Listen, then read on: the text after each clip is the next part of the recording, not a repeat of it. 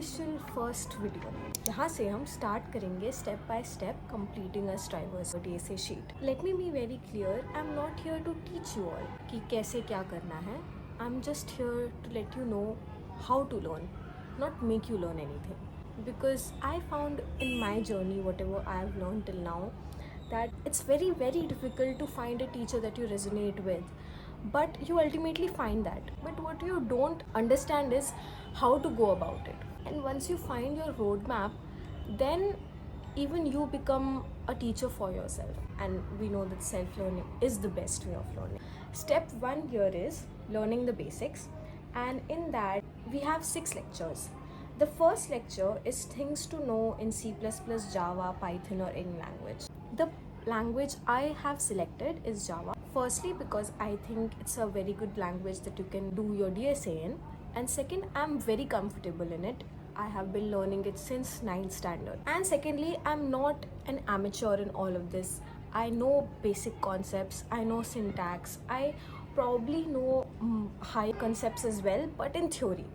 I just need to know how to practice them and make code of my own. So learning the basics isn't very difficult. If you are really starting new, I think it will take you around 1 week to get comfortable in any language.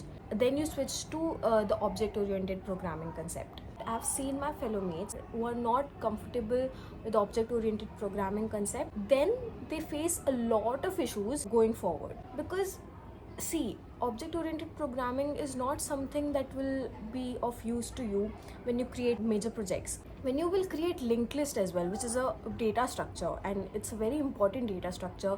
Upon it, many data structures are being built.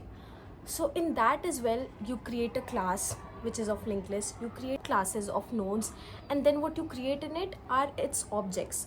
So unless and until you are very comfortable with practically applying the concept of object-oriented programming, you won't be able to get it all in your head very nicely. I would suggest you all to get extremely comfortable with the programming basics and then object-oriented programming of that language. For this lecture 1, our lectures were user input and output, data types, if-else statements, switch statement, arrays, for loops and while loops, functions, and then time complexity. Even the links on Striver's sheet are always not free.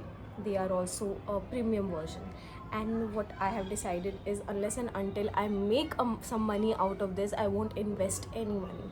So this setup, everything, all of this hasn't costed me anything yet. So what I did was, I watched one video of Apna College ka Java one shot. It was of 2 hours.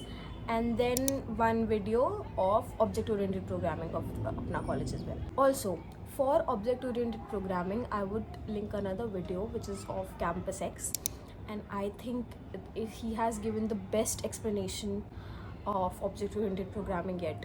And I think that I will always be confident with it because I have learned from him.